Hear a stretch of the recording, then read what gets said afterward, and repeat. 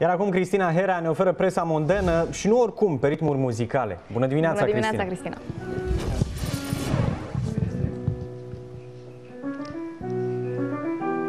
Bună dimineața tuturor! Ei bine, a reușit să-l încânte pe premierul României, dar și pe soția acestuia, Daciana și Victor Ponta, la Nuremberg și totodată a cântat și pentru comandamentul NATO de la Bruxelles. Îi spun bună dimineața, pentru că în această dimineață ne încântă la România TV lui Teo Milea. Bună dimineața și mulțumesc foarte mult că ai reușit să vii în țară și la noi, la România TV.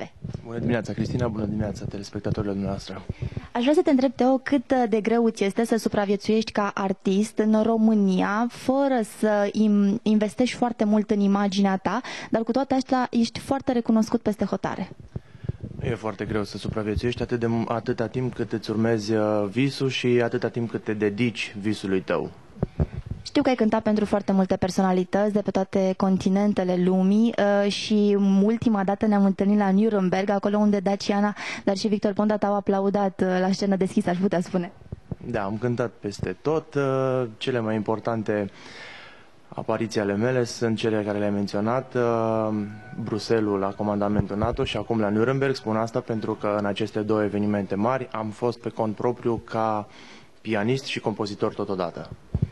Teo, știu că ai o surpriză pentru noi, eu te las aici în acorduri muzicale. Mai avem câțiva invitați și nu întâmplători. Este vorba despre Loredana Munteanu, cea care îl susține pe Teo în demararea unor proiecte culturale, dar și Alexandru Răducanu, fondatorul Business Woman și The Marketer, doi oameni care sunt promotori ai culturii în România. Bună dimineața, Loredana, știu că în seara asta e un eveniment.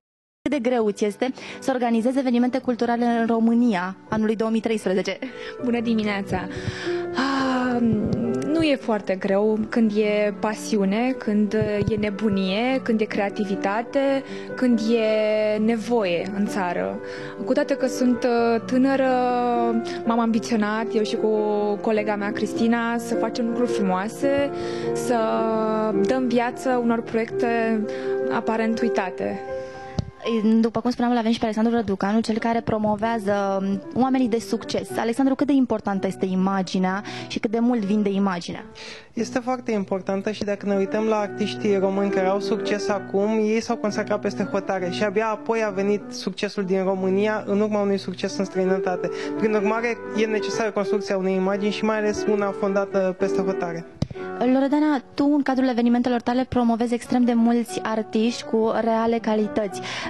Ce se caută în România? Imaginea sau esența lucrurilor, profesionalismul? În ceea ce privește evenimentele culturale, în mod cert, calități reale, talent, vis, dorință și apoi imaginea construită tocmai prin prisma calităților sale.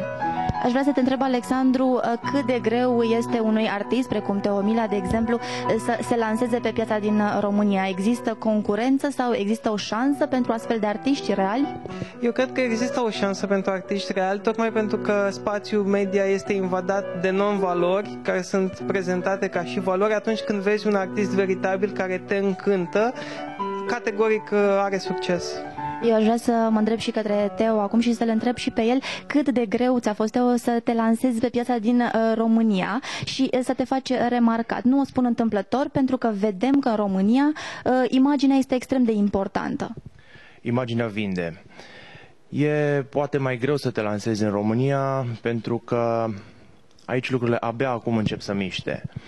Dar posibilitatea de a merge afară și a concerta pentru început acolo îți dă o altă notă și o altă perspectivă pe viitor, să vii în țară și să fii recunoscut ca un performer și un artist la nivel internațional. Văd că ai și un CD acolo și vreau să-ți mulțumesc foarte mult pentru că ni l-ai dăruit. L-ai dăruit de altfel matinalului România TV și aș vrea să te întreb unde îți dorești pe viitor să concertezi, având în vedere că ai avut un debut cu ghilimele de rigoare destul de important. Nuremberg, comandamentul NATO, Bruxelles, personalități de pe tot mapamondul te-au aplaudat.